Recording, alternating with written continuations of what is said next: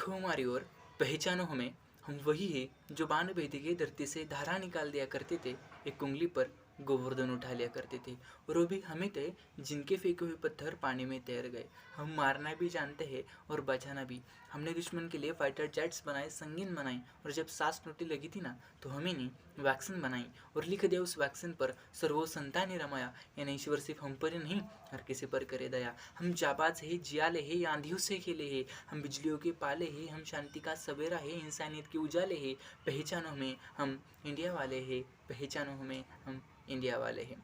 भारत माझा देश आहे, सारे भारतीय माझे बांधव आहे, हिची प्रतिज्ञा, ही जी भावना आम्हाला लहानपणापासून आमच्या मनामध्ये हिचं अंकुर पेरलं गेलं. मात्र जेव्हा आम्ही तारुण्यावयात यायला लागलो, तेव्हा याच अंकुराचं रोपट्यामध्ये रूपांतरित होत असताना याच अंकुरेवरती माती फेकून या अस्मितेचं, या भावनेचं, या बंधुतेच्या एकात्मतेच्या भावनेचं पांघरून घातलं गेलं आणि आमच्या स्वातंत्र्याचा गळा आवळला गेला. म्हणूनच नमस्कार, मी गणेश विरासे, श्रीमान भाऊसाहेब झाडबगे महाविद्यालय बार्शी, जिल्हा सोलापूरचा विद्यार्थी, समाजसेवक सचिन महाराज पगार यांच्या अभिष्टचिंतन सोहळ्यानिमित्त घेण्यात आलेल्या राज्यस्तरीय वक्तृत्व स्पर्धेमध्ये आझादी का अमृत महोत्सव याच्यावरती मी माझं विषय सादर करतोय. खरं तर ब्रिटिश भारत देश सोडून जात असताना जेव्हा लॉर्ड माउंटबॅटन महात्मा गांधीजींना म्हणतात, मिस्टर गांधी आम्ही तर निघालो, मात्र आम्ही जात असताना आम्ही भारताला एक लॉ, एक शिस्त, एक ऑर्डर दिली, मात्र आम्ही गेल्यानंतर भारतामध्ये निवड गोंधळ माजेल. यावर महात्मा गांधीजींनी सुंदर स्मित हास्य दिलं आणि म्हणाले, होय मान्य आहे, तुम्ही गेल्यानंतर आमच्या भारतामध्ये गोंधळ माजेल, मात्र हा गोंधळ हा आमचा असेल. आम्हाला तुमच्या शिस्तीपेक्षा आमचं गोंधळ केव्हाही प्रिय.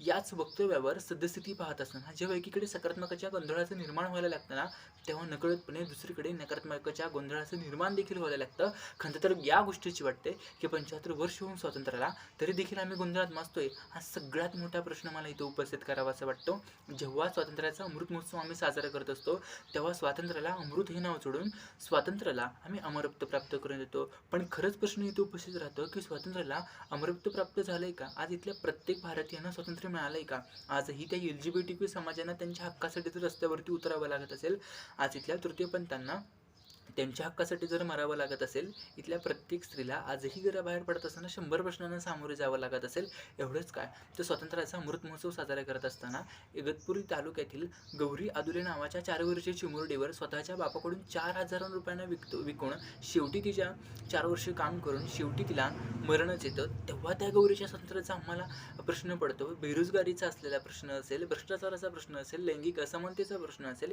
या सगळ्या प्रश्नांची जाण जेव्हा आम्ही स्वातंत्र्याचा अमृत महोत्सव साजरा करतो ना, तेव्हा करणं फार गरजेचं वाटायला लागतं. मोरारजी देसाई एक दिवशी म्हणाले होते, मी दिल्लीहून दूरवरच्या शेतकऱ्यांना जेव्हा 10,000 रुपये पाठवेल, तेव्हा त्याच्या हातामध्ये फक्त 10 रुपयेच पडतील. यालाच राजीव गांधींनी अलंकारित रूपात म्हणलं, मी जेव्हा दूरवरच्या शेतकऱ्यांना एक मोठा हत्ती पाठवेल, तेव्हा त्याच्या हातामध्ये फक्त शेपूटच राहील. मधला जो काही हत्ती असेल, तो मधले राजकीय नेते खातील. थोडक्यात काय तर राष्ट्रपतीपासून ते पिवणपर्यंत, पंतप्रधानापासून ते प्रत्येकाने आपापल्या अधिकाराचे वाटे जोपासले.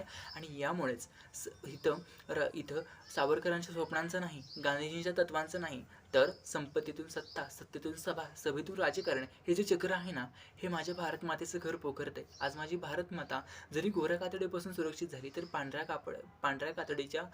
कापडाच्या असलेल्या त्या दावणीला लागलेल्या त्या म्हाताऱ्यांचं काय, की ज्या राज्यकर्त्यांनी आजही माझ्या भारत मातेचं घर पोखरत आहे, तेव्हा मला या भारत मातेची काळजी वाटायला लागते.